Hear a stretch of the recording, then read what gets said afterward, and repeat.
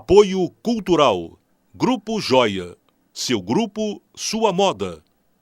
Grupo Santa Casa Saúde. Seu bem-estar em todos os nossos planos. Alô, telespectador da TV Barretos, seja bem-vindo ao programa Quero Saber. O programa Quero Saber é feito com muito carinho para o seu conhecimento e entretenimento. Esta é a proposta de nosso programa. Primeiramente, vamos abrir espaço para os nossos apoiadores culturais e, em seguida, apresentaremos a nossa convidada de hoje. Cuide de dar carinho para a sua família, de conhecer novos horizontes, de realizar seus sonhos, de construir a sua história. Que da sua saúde e de sua família, nós cuidamos. Grupo Santa Casa Saúde, o único com hospital próprio em Barretos e região. Seu bem-estar em todos os nossos planos.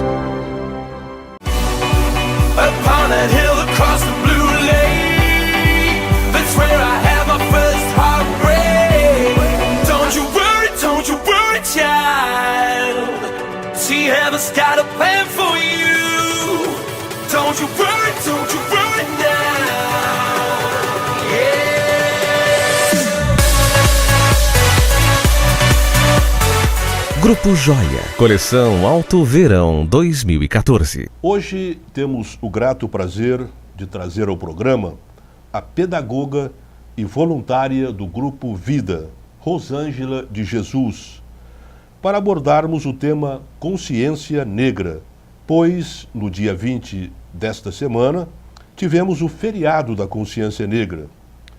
Eu assisti à palestra que a nossa convidada proferiu no dia 11 deste mês, na Academia Barretense de Cultura, sobre esse tema, e fiquei impressionado com os dados que ela apresentou. Rosângela de Jesus, prazer muito grande trazê-la no programa de hoje. O prazer é todo meu em estar participando do programa Quero Saber e estar chegando a todos os lares barretenses. Desejo a todos um final de semana bem agradável, com muita alegria e muita paz.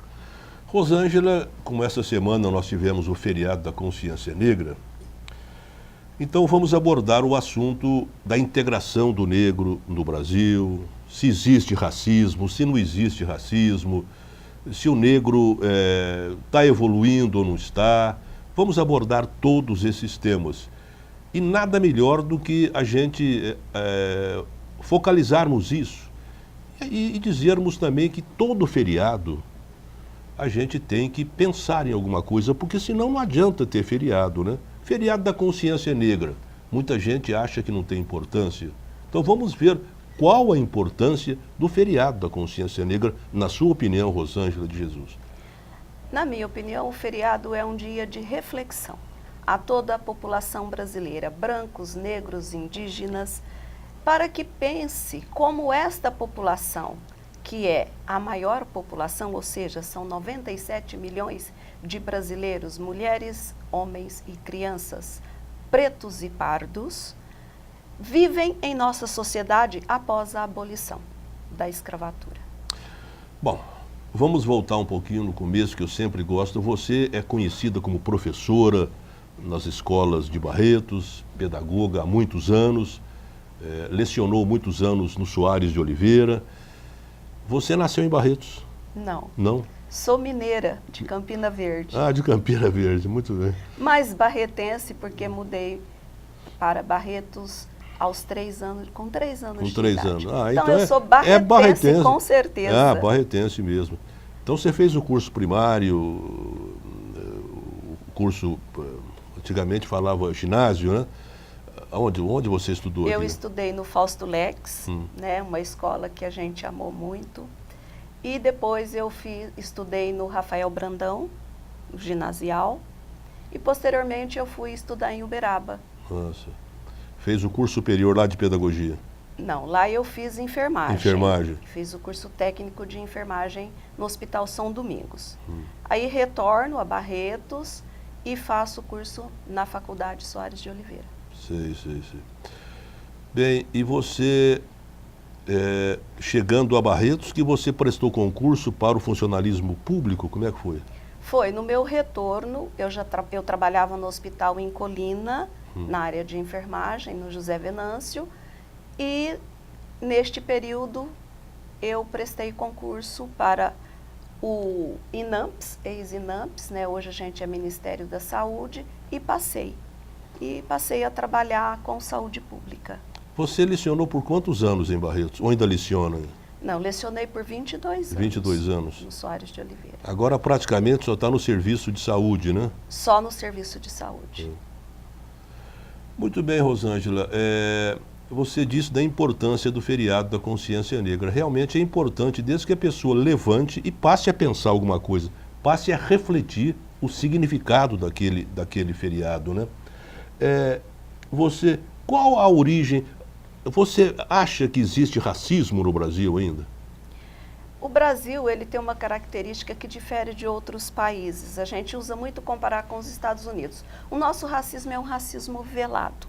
Ele permeia o cotidiano, às vezes com brincadeiras, com piadas, né, que denigrem a imagem do negro ou a diminuem. E nós encaramos com uma normalidade, com uma naturalidade muito grande. Mas ele existe. E é um racismo difícil de combater, de eliminar da nossa sociedade, porque ele é velado. Quando a gente fala, isso é racismo, as pessoas, não, racismo não existe, essa é uma piada, é uma brincadeira, mas ele existe. E o mais difícil é o racismo institucional.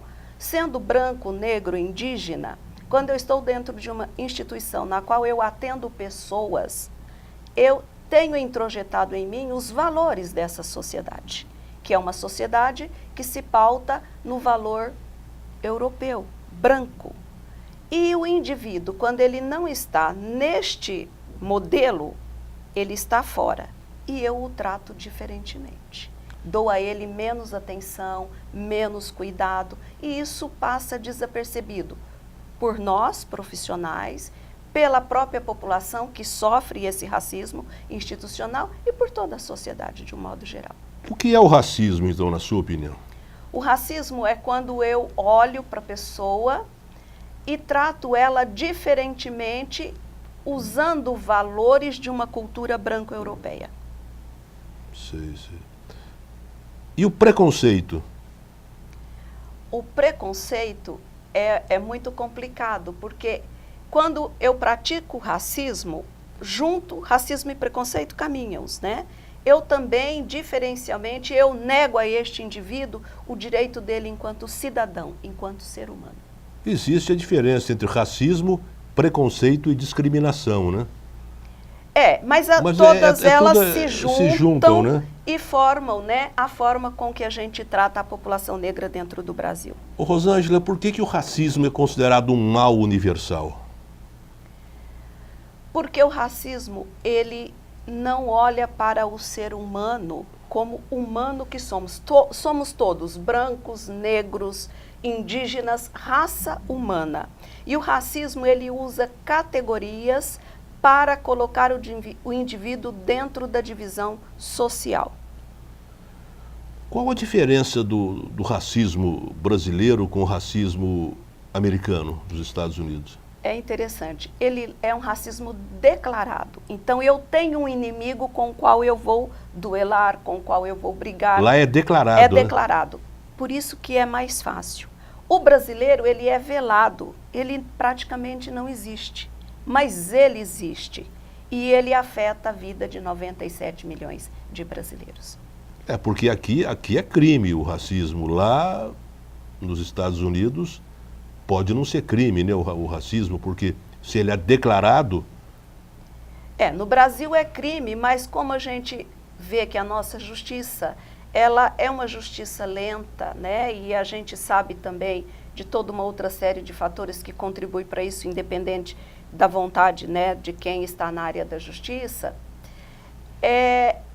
as nossas leis, elas não efetivamente executam aquilo que precisa ser. A gente acaba achando que elas não cumprem o seu papel enquanto ordenadora e organizadora de uma sociedade democrática. elas às vezes deixam a desejar. Então esse racismo, ele é punido por uma lei, mas eu não tenho conhecimento, não tenho a informação dos meus direitos, porque enquanto população negra eu estou na periferia, eu tenho menos acesso à informação, aos meus direitos, ao exercício da cidadania. Eu não vou, eu não luto, eu não brigo. E às vezes passa impune. Muitas vezes. São raras as situações que a gente vê na mídia de pessoas que conseguiram em algum momento fazer um BO por racismo e realmente fazer com que a lei seja cumprida. A maioria das vezes ele acontece e a gente deixa para lá. A maioria, mas a gente está vendo hoje que o negro não está deixando barato, não. Se ele se sente humilhado, ele vai à polícia, ele faz o BO, ele procura os seus direitos. Pelo menos é o que a gente nota por aí, né? Ainda é uma parcela muito pequena, de 97 milhões de pessoas, é muito pequena.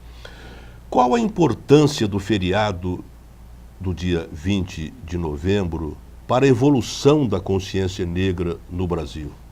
Eu acho que é um chamamento a todos nós, brasileiros, independente, né, de ser branco, negro ou indígena, como eu já disse, para que a gente faça uma leitura, uma reflexão, onde está essa população, qual é o seu acesso, qual é a sua participação dentro de uma sociedade. A gente fala que o Brasil, ele não é um país pobre, mas ele é um país injusto. Porque quando ele caminha na prosperidade, ele deixa praticamente 97 milhões de pessoas para trás, porque ele não promove a justiça social. Essas pessoas, quando a gente olha o número de analfabetos no Brasil, são 15 milhões. Quando a gente faz o recorte raça-cor, nós vamos ver que 10 milhões são pretos e pardos. Então, é um país injusto. Eu não ofereço, eu não oferto a educação de forma justa a toda a sociedade. E a população negra, ela é o maior número de analfabetos. É um exemplo. Muito bem. Rosângela de Jesus, a nossa entrevistada de hoje, pedagoga e voluntária do Grupo Vida. Vamos a um pequeno intervalo para os nossos apoiadores culturais e voltamos em seguida.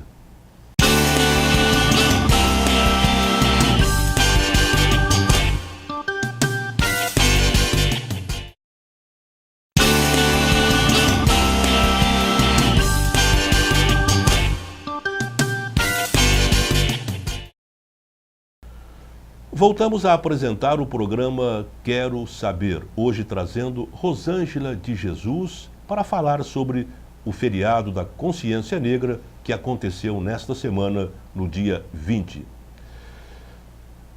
Eu gostaria de perguntar para você e que você esclarecesse aos nossos telespectadores.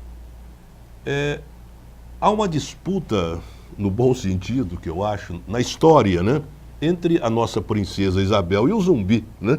A princesa Isabel criou a lei do ventre livre, a lei áurea, né? Mas ela foi deixada para trás pelos negros do Brasil. Parece que não deram tanta importância ao que ela fez e, ao mesmo tempo, glorificaram o Zumbi dos Palmares.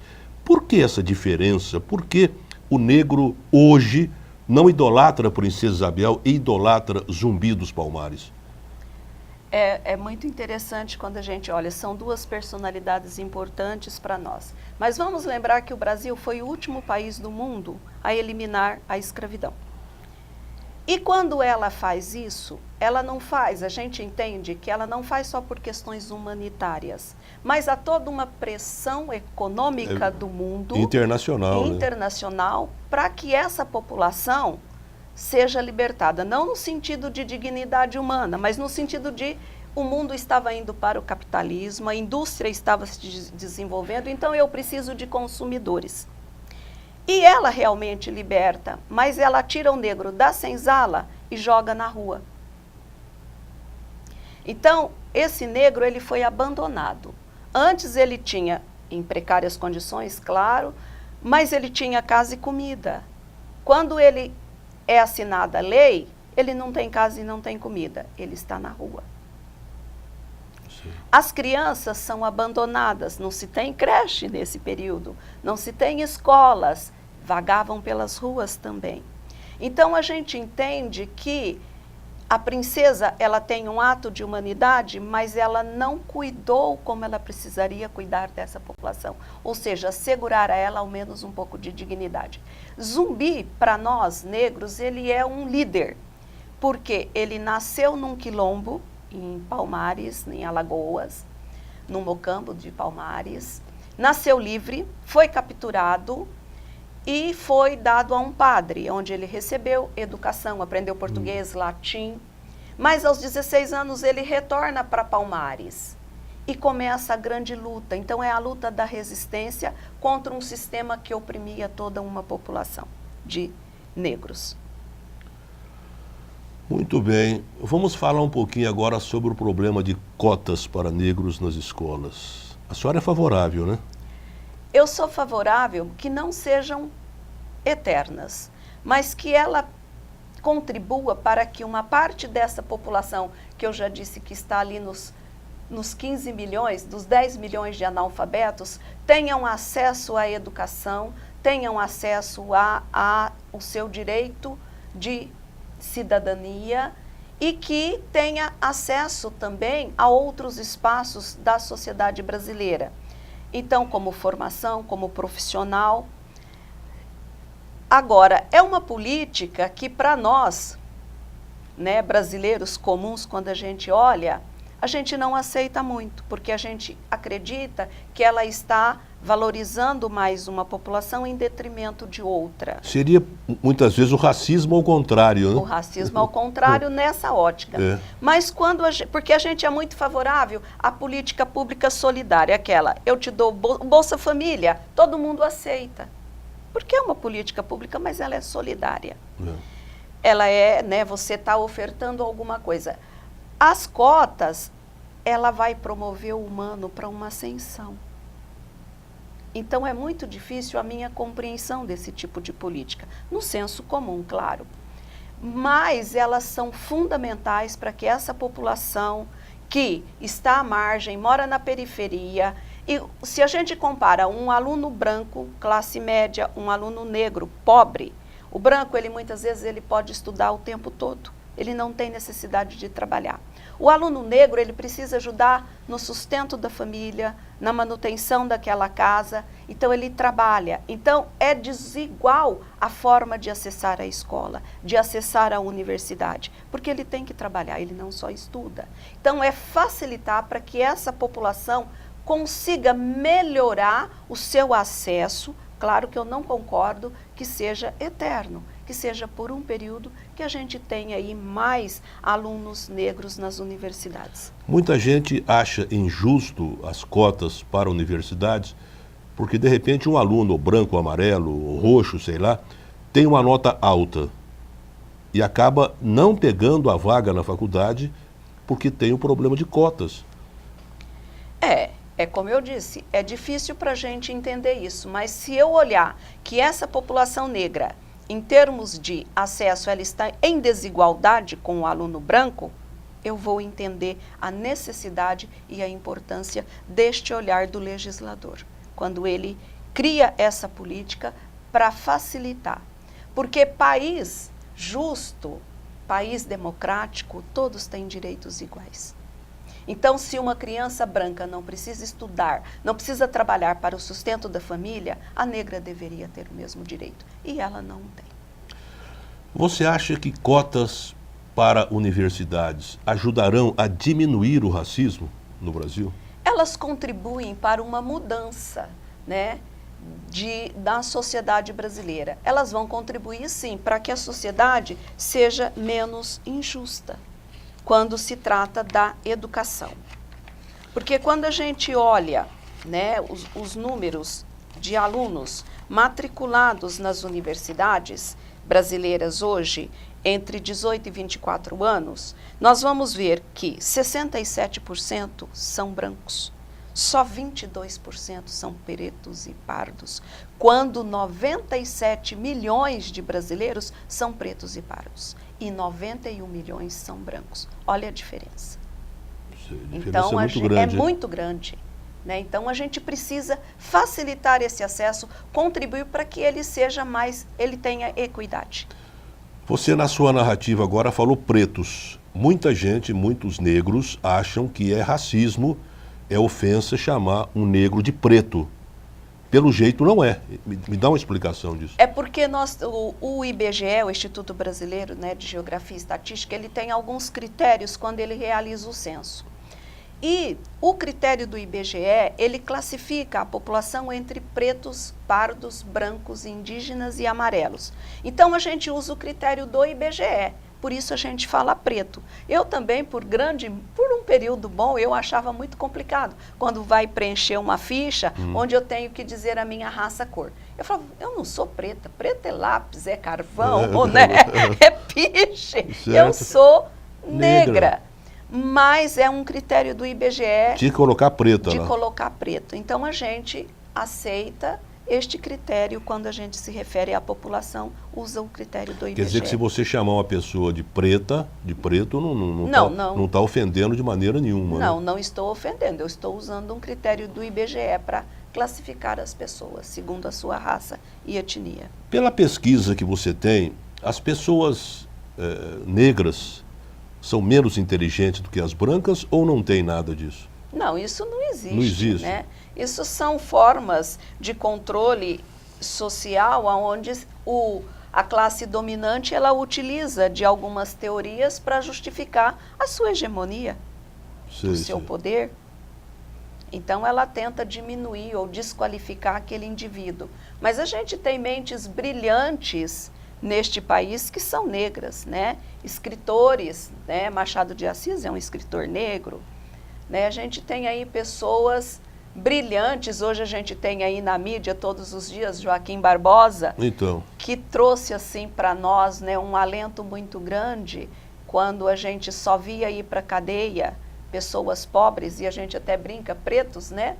E hoje a gente vê a justiça fazendo o seu papel, independente de onde eu estou, de quem sou, mas ela é para todos. Então a gente tem aí um jurista, um juiz negro mostrando, né, mais justiça e o papel da justiça nesse país.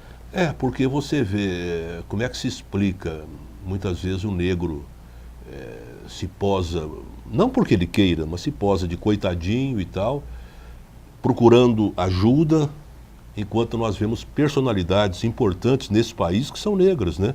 O ministro Joaquim Barbosa, do Supremo Tribunal Federal, presidente dos Estados Unidos, a maior potência do mundo, Barack Obama, a antiga secretária de Estado também era negra dos Estados Unidos. Nós temos negros brilhantes nesse país, no futebol, o Pelé, quer dizer, e outros negros também que se destacaram. Como é que você explica que esses negros evoluíram e outros não? Eu acredito que a gente chama de resiliência, né? E em pedagogia, ou seja, mesmo que os fatores me sejam bastante adversos, eu consigo superá-los. E ele é um exemplo. Claro que a gente sempre também depende de onde a gente está dentro da sociedade. A vida se torna mais fácil. Morando num bairro melhor um pouco, que não está tão na periferia, o meu acesso à informação, a minha oportunidade de estudar, o meu acesso aos equipamentos, né, sociais, eles se tornam mais fáceis do que se eu estiver lá no final da vila, lá no final do bairro, nos piores locais de se viver. Então, com certeza, essas pessoas brilhantes, elas tiveram uma oportunidade, estavam, né, em algum lugar que propiciou e que facilitou. E ela pegou a oportunidade com muita garra e muita força. Essas pessoas, como se diz, né, estavam nos lugares certos, nas horas certas. Né? Com certeza. Não tenha dúvida. E a gente agora tem um exemplo recente, né, norte-americano também, do prefeito, acho que prefeito de Nova York, que é uma família multirracial, né?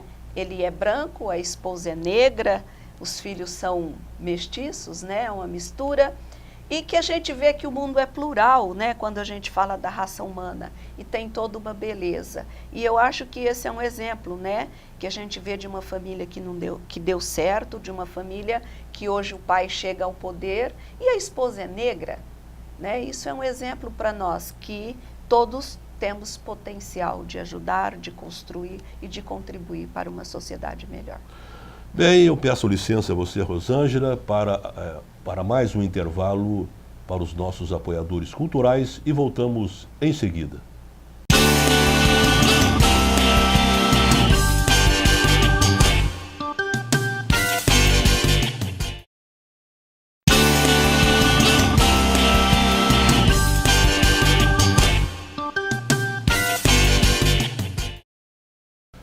Voltamos a apresentar o programa Quero Saber, hoje trazendo Rosângela de Jesus, pedagoga e voluntária do Grupo Vida.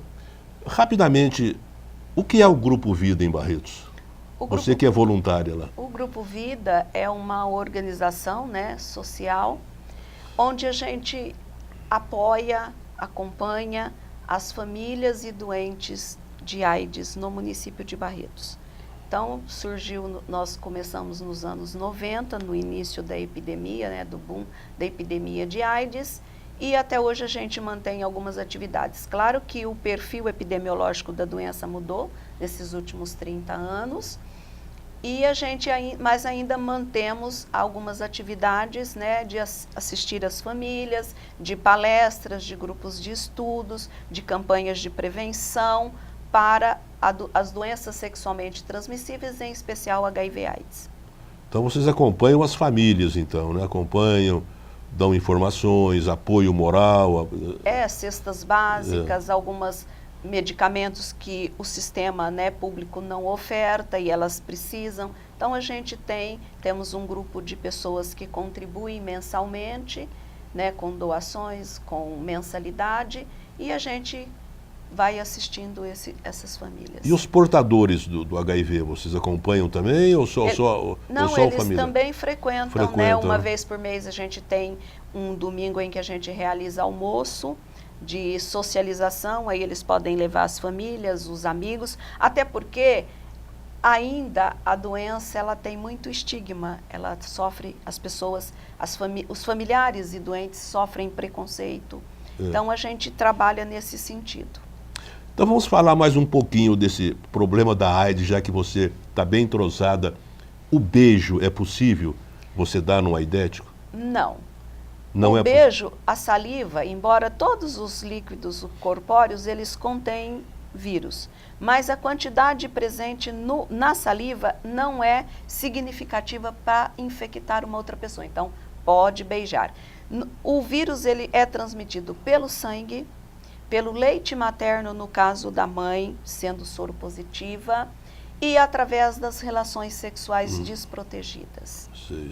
Quer dizer que o beijo na boca, então, não acaba não pegando. Não. Pode beijar sem problema. Sem problema.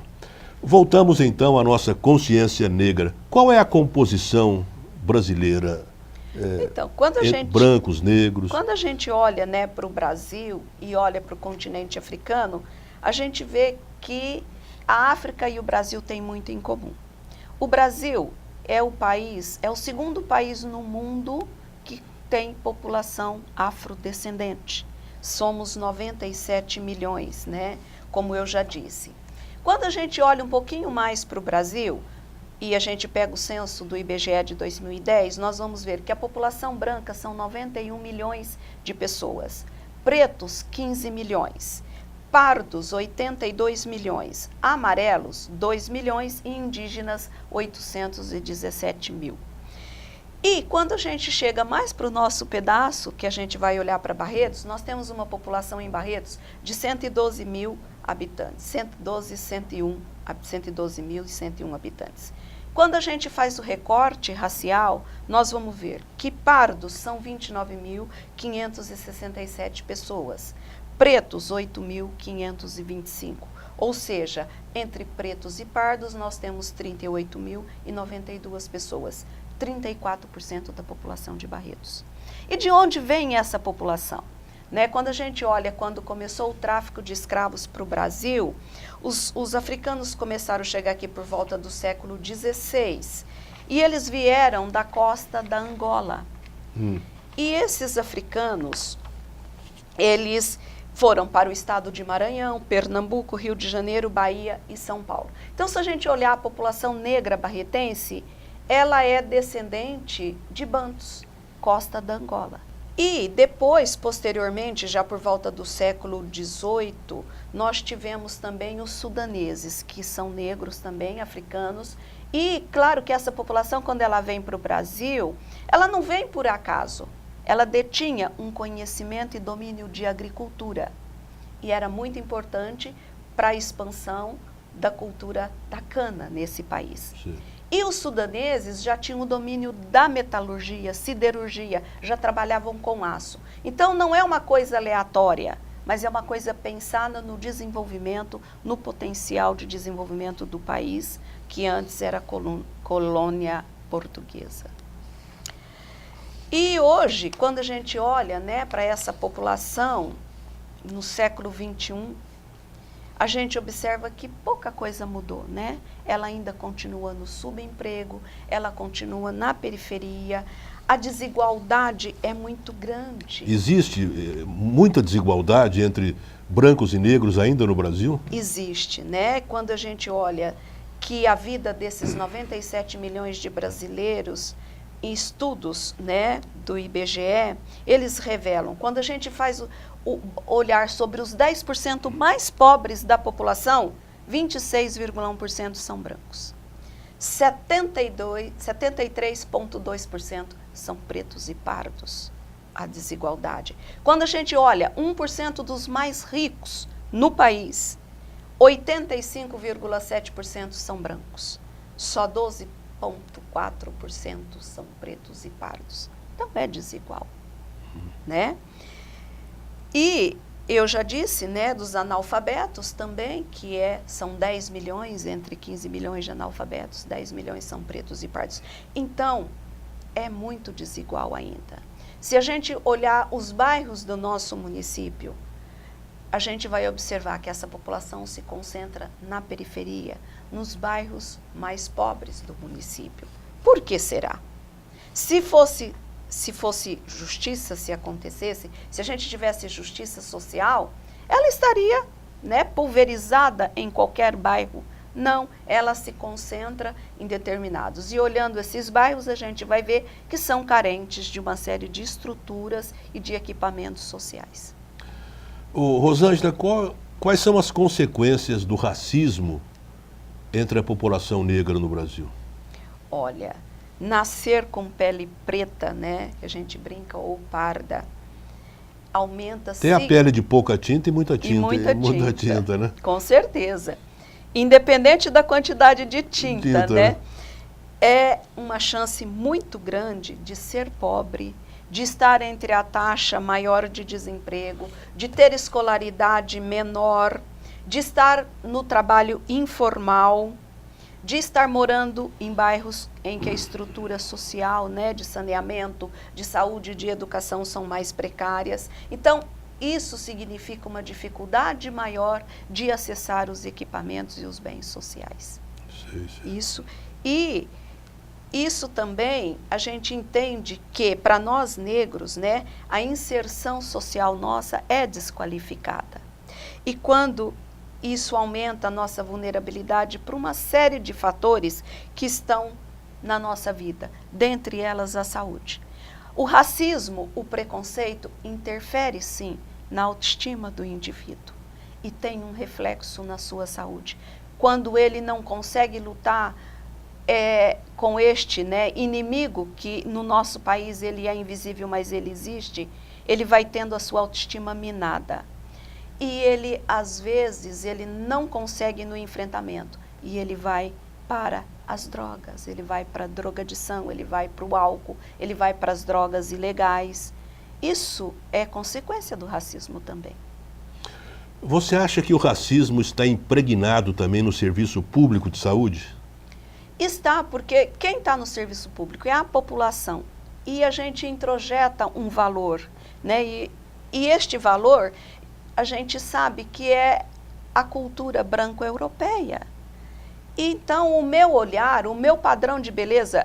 eu tenho uma história muito engraçada de uma colega psicóloga que tem um poder aquisitivo bom, mora em São Paulo, e colocou a filha na melhor escola em São Paulo que ela podia. Escola de elite. É negra? Negra.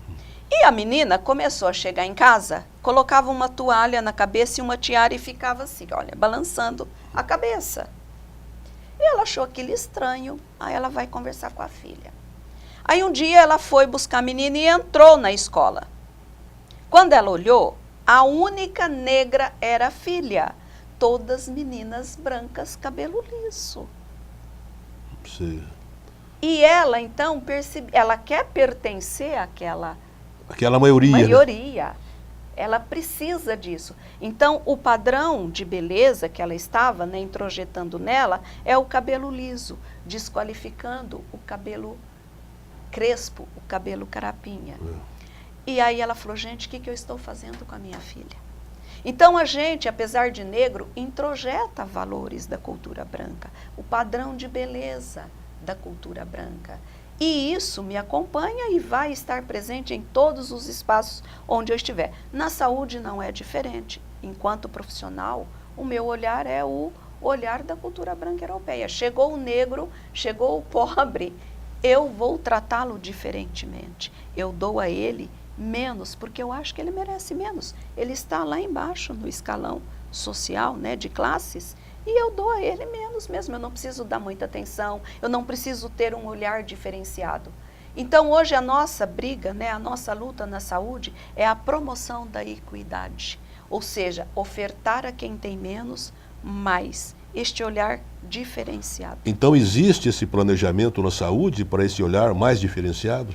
Existe, a gente tem aí a política de atenção integral à saúde da população negra, que ela vem trazer diretrizes, normas, para que a gente, enquanto profissional de saúde, tenha esta sensibilidade, tenha este olhar para essas especificidades desta população.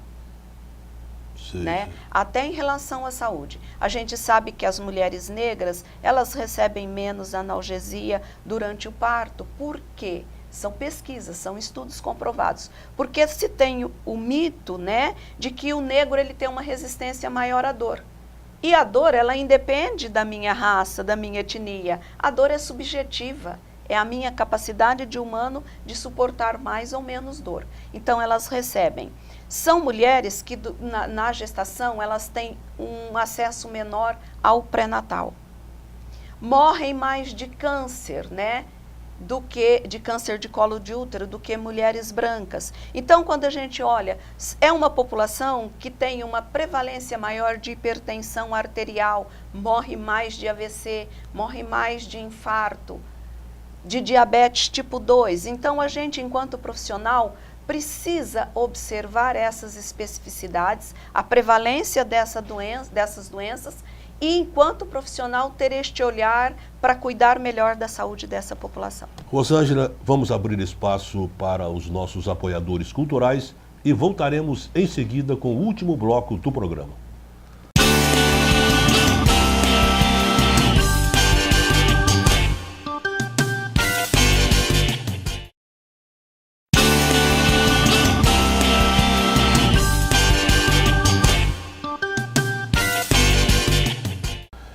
Voltamos a apresentar o programa Quero Saber, hoje trazendo Rosângela de Jesus, pedagoga e voluntária do Grupo Vida.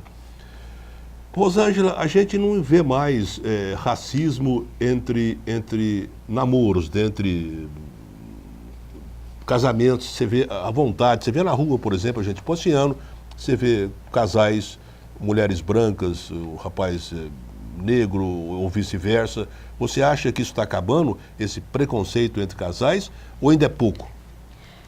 Pelo número de população é pouco. É pouco. Mas a gente observa um avanço. Mesmo quando a gente olha para a mídia, né? Se a gente olhar a mídia, os comerciais de TV, que antes relegavam o negro a papéis bem secundários, a imagens bem secundárias da vida cotidiana nossa, hoje a gente já observa que há uma mudança. E isso contribui muito para a melhoria da nossa percepção dessa população e desse entendimento, né, de que ela também tem direitos e tem que acessar outros espaços melhores, de mais qualidade, né? E então mas não é uma luta, não é uma vontade da mídia, não é uma vontade dos nossos gestores políticos, é uma briga do movimento negro social, que o negro, desde que aqui chegou, ele luta pela sua liberdade, pelo seu espaço na sociedade brasileira. Exemplo, Zumbi dos Palmares. Então a gente tem essa luta que já vem aí desde, né, do início da escravidão e ela perdura até hoje. Também a implantação dessas políticas é uma luta do movimento social. O movimento negro social, ele vai, ele busca, ele estuda, ele leva dados e faz com que o gestor, com que os nossos governantes comecem a olhar de modo diferenciado e dentro do seu poder de legislar, de dirigir o país, eles comecem então a implantar e a implementar políticas que contemplem essa população na sua ascensão, na diminuição das iniquidades e na justiça social. Rosângela, eu vou te perguntar, o que você achou dessas manifestações populares no Brasil de junho e até hoje? Qual a sua observação? Então, eu acho que a sociedade, ela tinha algumas coisas que ela gostaria de dizer, que ela não concorda. E ela fez isso, um tanto desorganizado, mas se a gente observar a humanidade ao longo da sua trajetória no planeta Terra, nós vamos observar que em alguns momentos a sociedade diz aos seus governantes, diz a toda a sociedade, ao poder, aquilo que a deixa insatisfeita. Revolução Francesa é um exemplo disso, né? Quando a população vai dizer à monarquia, não é isso que a gente quer. Eu acho que fizeram. Agora, tem dentro desses espaços a violência. E que a gente não concorda. Mas quando a gente olha a violência também, ela é inerente ao humano, né? Nós somos seres violentos. A gente traz a nossa violência sobre controle, pela nossa cultura, pela nossa religiosidade, por princípios e valores que a nossa família nos transmite, a gente a mantém num patamar de controle. Mas a violência é inerente ao humano, a gente traz ela. E a sociedade, ela é violenta. Agora, isso explodiu porque eu acho que todos temos essa insatisfação. E que a gente vê hoje, né, o ministro dizendo, olha, todos são iguais. Né? Eles vão para a cadeia sim. Cometeram uma falha, um erro, vão pagar por isso. Eu acho que é isso que quis, um tanto desorganizado, quando a gente olha, né, Barretos, que houve só aquele momento e depois não houve mais nada, porque a luta ela não pode esmorecer, ela não pode acabar, é uma luta contínua, né? E a sociedade. Mas eu ainda concordo que a luta maior é quando eu elejo o meu governante, mas eu acompanho o teu trabalho. Então não é só irmos à rua, mas irmos à Câmara, assistir às sessões, participar e dizer, né, ao legislativo, ao executivo, aquilo que a gente quer de bom para a nossa cidade, para o nosso estado e para o país. O eleitor, o cidadão comum, ele tem que participar da vida da comunidade, tem que, como você falou, tem que assistir às sessões da Câmara, ele tem que mostrar ao político barretense que ele está atento ao trabalho de cada um. E, de repente, se ele não fizer aquilo, não fizer coisas boas para a comunidade, ele vai receber o troco nas próximas eleições. Então, o eleitor tem que participar efetivamente e não ficar só reclamando dentro de casa. Não é isso, Rosa? Com certeza. Eu acho que a gente, né, tem que estar dizendo e participando, mas eu fico assim um tanto assustada também. Mas a nossa democracia é muito jovem. E eu acho que esse é o processo mesmo, é o amadurecimento. A gente, enquanto democracia, está na juventude, né? E a juventude, a gente tem essa energia, essa explosão, e às vezes nem tanto medo das consequências, mas é um processo, né, do exercício da nossa cidadania e do desenvolvimento da democracia. Você, como pedagoga e participante também como voluntária do Grupo Vida, está atenta a tudo o que acontece no país, em Barretos. Problema da maioridade penal. Muita gente hoje é a favor da diminuição da maioridade penal, de 18 para 16, ou até menos, né? Ou não ter maioridade. Todo mundo está sujeito às penalidades da lei. Você é a favor da diminuição ou continua nos 18 mesmo? Eu não sou a favor, eu acho que continua. O que nós temos que olhar não é aumentar a maioridade, mas que tipo de formação eu estou dando para as minhas crianças.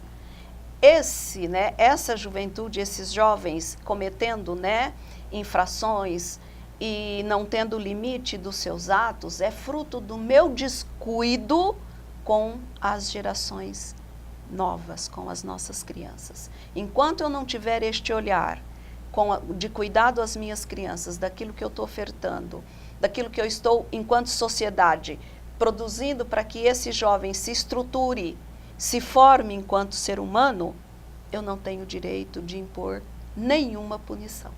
Porque a maior falha está no meu cuidado com essas crianças que estão nascendo. O que você fala, o meu cuidado seria o cuidado do governo, né? O cuidado do governo enquanto também. Gestor e de nós, sociedade, de cobrar do gestor esse olhar. Eu fico muito confortável na minha casa, embora eu não tenha filhos. Então, eu falo, não, esse assunto não me pertence. Pertence, pertence, eu estou dentro de uma sociedade. E enquanto dentro dessa sociedade, eu tenho que ter este cuidado.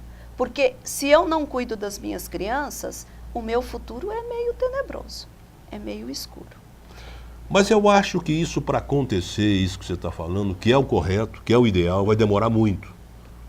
Para que o Estado dê esse olhar mais significativo à nossa juventude, de escolas, de diversão, instrua bem essas crianças. Vai demorar muito. Enquanto isso, nós vamos ver essas crianças cometendo crimes violentos. Aí que é o problema. Então, eu estou punindo duas vezes, Primeiro, na tua infância, eu nego-lhe o direito de acessar os bens, a formação e tudo aquilo que a sociedade produz. Quando ela não corresponde ao meu modelo, eu falo, bom, já não teve ali e agora você vai ficar reclusa, você vai cumprir uma pena mais severa, porque você não correspondeu. Eu acredito que é uma punição dupla, Neguei no início e agora ela não tem estrutura emocional, não tem maturidade, não tem juízo, de valor, não tem ética, não tem moral, não tem limites para os seus atos, aí eu a tranca-fio num período maior, porque ela não correspondeu àquele modelo de sociedade que eu quero. Eu acredito que é uma punição dupla. Realmente eu você preciso voltar e olhar, como eu trato. E eu fico mais preocupada ainda, porque a gente é uma sociedade que está envelhecendo, a pirâmide populacional está invertendo, e se eu não cuido bem das minhas crianças, como eu vou cuidar do meu idoso? Que é outra situação. É outra situação muito grande. E muito. Porque o Brasil está virando um país de idosos. De idosos. E isso me preocupa bastante. E aí, quando eu olho para essa população, que já na sua infância, na sua juventude, voltando para a população negra, tem todo tipo de iniquidade, porque a gente, enquanto sociedade, não consegue trazer e ofertar a essa população aquilo que a gente deseja, o idoso negro vai sofrer muito mais. Por que quando a gente vê esses assaltos, crimes, a maioria das pessoas envolvidas são negras ou pardas? Por que você acha que acontece isso? Primeiro que somos maioria em população. Aonde essa população mora? Nos espaços mais violentos da sociedade. Lhes é negado acesso às universidades, nós já falamos dos números, a educação formal, o mercado de trabalho é mais o mercado informal. Então, nega-se tudo para ela. Não sobra muito. E ainda numa sociedade capitalista, onde ter bens, ter coisas são fundamentais, eu vou pelo caminho mais fácil. E o caminho mais fácil é muito mais tranquilo, Quando eu olho no ganho, eu fazer um aviãozinho do que eu trabalhar 10, 12 horas num frigorífico e não chegar a R$1.000 o meu salário. Então a gente tem que pensar assim. Rapidamente, Rosângela, já estamos no final do programa. Para quem você faria uma reverência hoje, se curvaria em reverência uma pessoa da história que você achou importante, que modificou a nossa sociedade? Olha, se eu citar nomes, eu estou sendo injusta, Porque em Barretos a gente teve algumas pessoas que são fundamentais, dentre brancos e negros, Não, mas na história, não precisa ser Barretos. Na história, eu vou pegar o fato recente, né, que está na mídia e que a gente está, assim, em primeiro lugar, Zumbi, que nos dá a força, que nos traz esse exemplo de luta. Em segundo lugar, eu vou pegar o nosso juiz Joaquim Barbosa, que nos mostra que, apesar de todas as adversidades que permeiam a vida dessa população, eu posso sim ter acesso, né, aos espaços maiores da sociedade e posso fazer justiça dentro deste país. Muito bem. Rosângela de Jesus, foi um prazer muito grande recebê-la no programa. Infelizmente, o nosso tempo se esgotou. Deixo os microfones à sua disposição. Bom, eu, em primeiro lugar, eu agradeço estar participando do programa, de estar contribuindo, né, para que as pessoas façam alguma reflexão. E também agradeço a sua pessoa, Luiz, que teve a sensibilidade, o carinho de trazer estes momentos de reflexão para a nossa comunidade. Então, é de pessoas assim que a população negra precisa, hoje e sempre. Muito obrigado, Rosângela. E vamos à nossa mensagem poética de hoje. E não poderia ser o contrário, tem que ser Castro Alves, o Navio Negreiro, mas não vamos falar o Navio Negreiro todinho, porque é muito grande, mas pelo menos os versos finais, porque o Castro Alves foi o grande poeta da escravatura, ele falou tudo sobre os negros, a libertação e tal. Os versos finais são os mais lindos versos da literatura brasileira. Existe um povo em que a bandeira empresta para cobrir tanta infância e cobardia e deixa transformar-se nesta festa em manto impuro de bacante fria. Meu Deus, mas que bandeira é esta que impudente na gávea tripudia? Silêncio, musa, chora e chora tanto que o pavilhão se lave no seu pranto. Auriverde pendão da minha terra que a brisa do Brasil beija e balança, estandarte que a luz do sol encerra as promessas divinas da esperança. Tu que da liberdade após a guerra foste hasteado dos heróis na lança, antes te houvessem roto na batalha de servires a um povo de mortalha. Fatalidade atroz que a mente esmaga, extingue nesta hora o brigue imundo, o trilho que Colombo abriu nas vagas como um íris no pélago profundo. Mas é infâmia demais. Da etérea plaga, levantai-vos, heróis do novo mundo. Andrada, arranca este pendão dos ares. Colombo, feche a porta dos teus mares. Muito obrigado mais uma vez, Rosângela de Jesus, pela participação no programa. Muito obrigado ao telespectador da TV Barretos. E até o próximo programa, se Deus quiser.